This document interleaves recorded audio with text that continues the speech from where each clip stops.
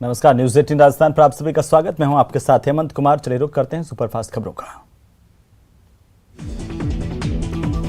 राजस्थान में अब यूरेनियम का खनन शुरू होगा। यूरेनियम भंडार की लिस्ट में राजस्थान का देश में तीसरा नंबर है। राज्य में दुर्लभ खनिज यूरेनियम उत्खनन के लिए LOI जारी करने के साथ ही राजस्थान पहली बार यूरेनियम खनन के क्षेत्र में प्रवेश कर गया है।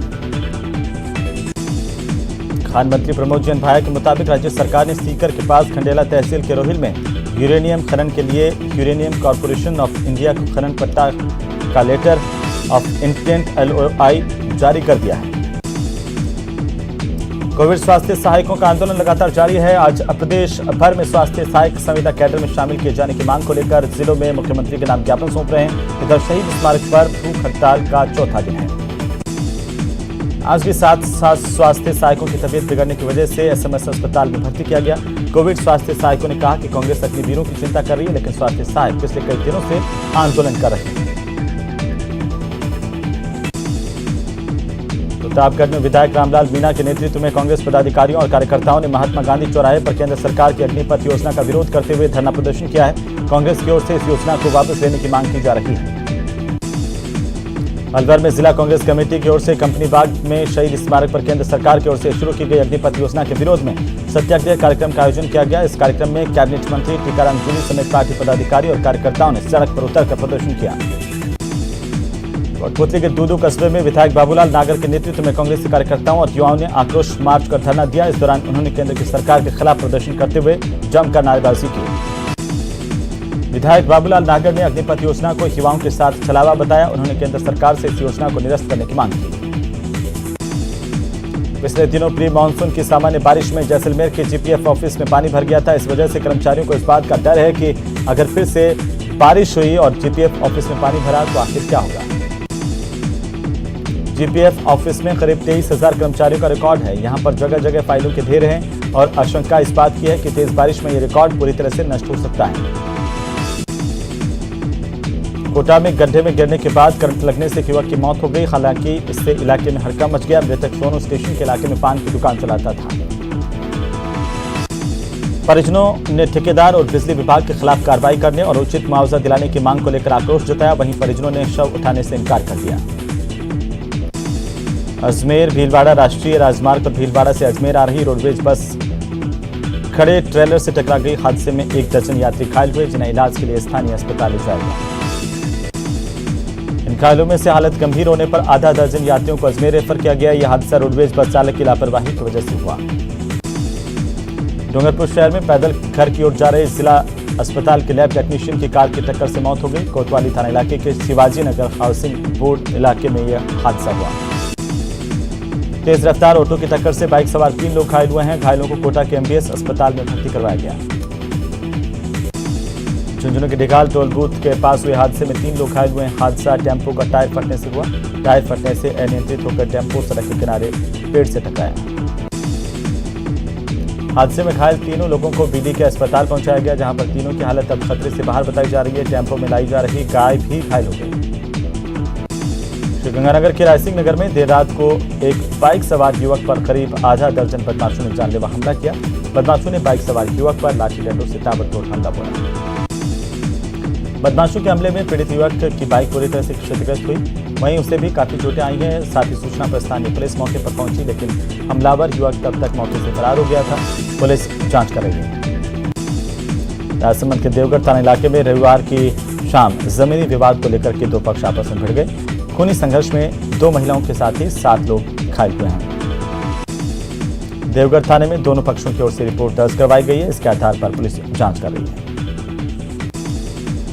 झुंझुनू के कोलसिया में बाप बेटे पर बदमाशों ने लाठियों से हमला किया। इसके बाद बदमाशों ने गाड़ी चढ़ा करके मारने की कोशिश भी की। वारदात का CCTV फुटेज सामने आया है। वीडियो में बदमाशों ने करीब 10 मिनट तक जमकर उत्पात मचाया और फिल्मी स्टाइल में गाड़ी दौड़ाने के अलावा मारपीट तक की। पुलिस ने मुकदमा दर्ज कर जांच शुरू कर दी है। पाली के सोजत थाना इलाके के चौकीदारों की ढाणी में आपसी कहासुनी को लेकर एक पिता ने शराब के नशे में अपने ही बेटे पर देसी कट्टे से फायर कर दिया। इससे यह युवक गंभीर रूप से घायल हुआ है।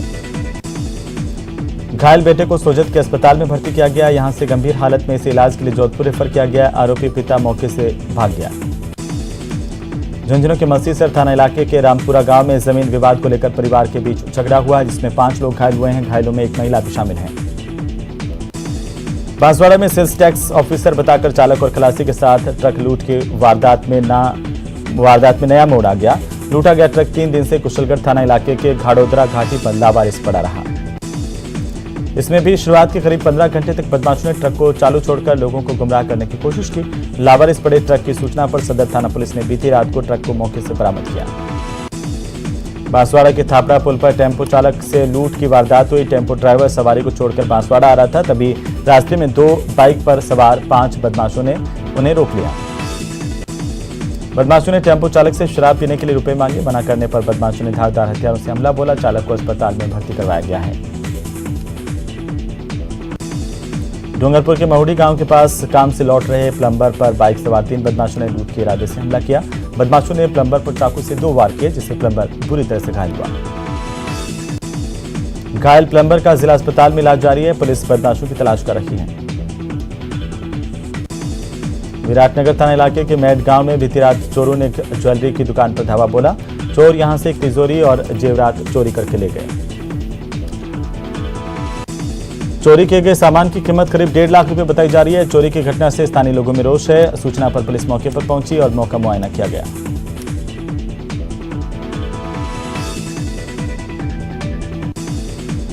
पीट कर सरकारी शिक्षक की हत्या के मामले में 2 दिन बाद भी पुलिस के हाथ खाली हैं।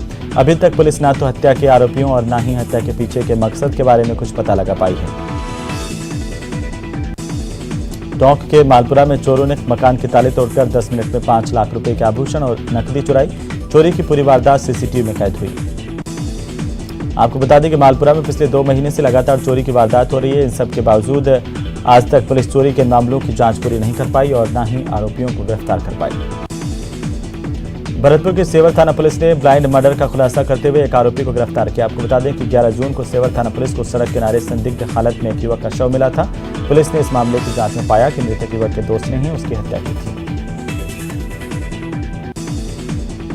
मृतक युवक मध्य प्रदेश का रहने वाला था और जयपुर में रहकर मजदूरी करता था, जहां पर उसके विक्रम नाम के युवक से दोस्ती हुई।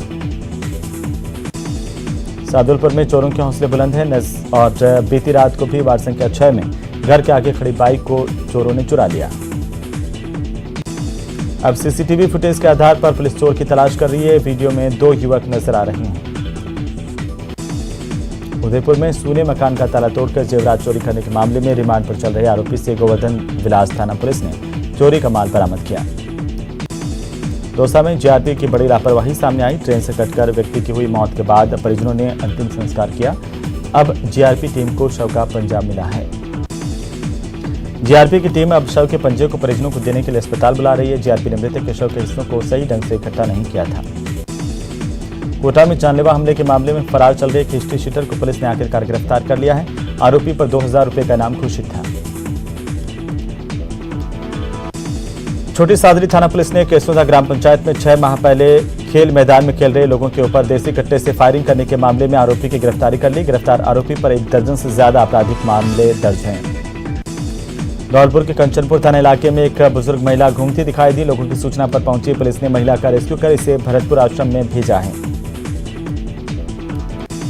झालावाड़ के अकलेरा थाना पुलिस ने मादक पदार्थ तस्करी के खिलाफ कार्रवाई करते हुए 50 ग्राम मादक पदार्थ अवैध स्मैक के साथ एक तस्कर को गिरफ्तार किया। राजसमंद के आमेट में पैंथर ने बकरियों को निशाना बनाया। 2 दिन में पैंथर ने 1 दर्जन बकरियों का शिकार किया। ऐसे में ग्रामीण डरे हुए हैं। उदयपुर के सलुम्बुर में एसएचओ को ट्रांसफर होने पर लोगों ने अनूठी विदाई दी। विदाई ऐसी कि जैसे कि बारात निकाली गई हो। गांव के लोगों ने थानाधिकारी हनुमंत सिंह को घोड़ी पर बिठाया और गाजे बाजे के साथ विदा किया। डूंगरपुर में एफसीआई का 26,000 क्विंटल गेहूं जो बांसवाड़ा लैब से जांच कराने पर 40 दिन पहले खराब बताया गया था, वही गेहूं अब उदयपुर के प्राइमरी हेल्थ केयर लैब की जांच में पास हो गया है।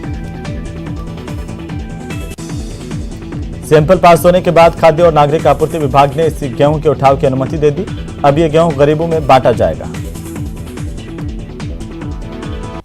मारपीट के करीब 5 साल पुराने मामले को लेकर विधायक चंद्रकांता मेघवाल समेत अन्य के खिलाफ कोर्ट में आज चालान पेश किया जाना। करीब 400 पेज के चालान में विधायक समेत अन्य लोगों पर आरोपों का खाका तैयार किया गया है।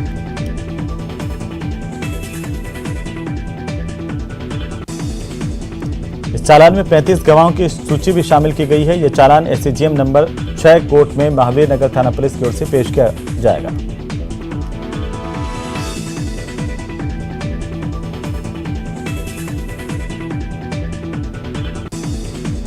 जोधपुर के जेएनवीयू की मेजबानी में इस बार पीटीईटी परीक्षा 3 जुलाई को आयोजित की जाएगी। प्रदेश के बीएड कॉलेजों की प्रवेश परीक्षा पीटीईटी के लिए अभ्यर्थी अपना प्रवेश पत्र डाउनलोड कर सकते हैं।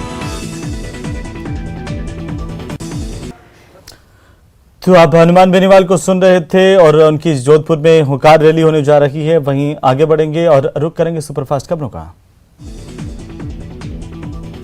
पीटीईटी परीक्षा 3 जुलाई को सुबह 11:30 बजे दोपहर को 2:30 बजे तक होगी और द्वितीय और 4 वर्षीय पाठ्यक्रम में उपलब्ध करीब 1,40,000 सीटों पर प्रवेश के लिए 5,44,348 आवेदन प्राप्त हुए हैं।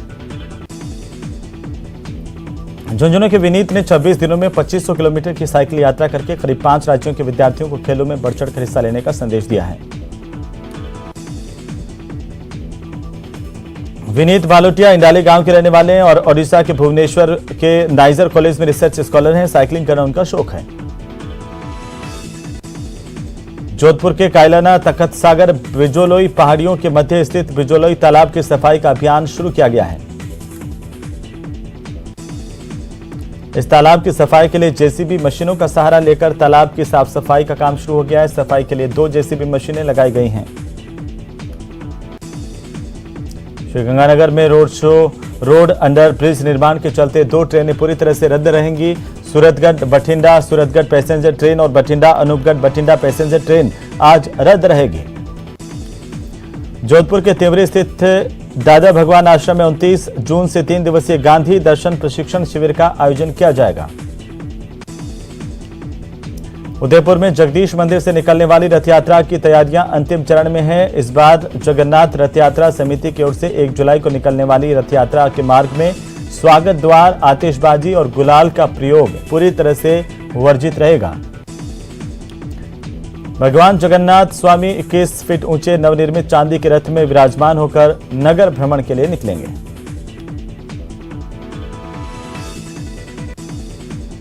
राजसमंद जिला मुख्यालय पर स्थित पुष्टि मार्गीय तृतीय पीठ प्रन्यास के द्वारकाधीश मंदिर में रविवार की रात को सावन भादो मनोरथ का आयोजन किया गया। इस दौरान श्रद्धालु सिंहपोल से होते हुए दाऊजी मंदिर से द्वारकाधीश के निज मंदिर तक पहुंचे और इस दरमियान जगह जगह पर मार्ग में पानी की बौछारें श्रद्धालुओं पर होती रहीं। करौली के टोडा भीम कस्बे में शीतला माता मंदिर पर महिलाओं की ओर से पूजन कर बासी पकवानों का भोग लगाया गया। बड़ी संख्या में महिलाएं यहां पर पहुंची। सोमवार अलसुबह से ही पूजन करने वाली महिलाओं का तांता लग गया था। यहां पर जगह जगह से महिलाएं पहुंची और विशेष पूजा अर्चना की।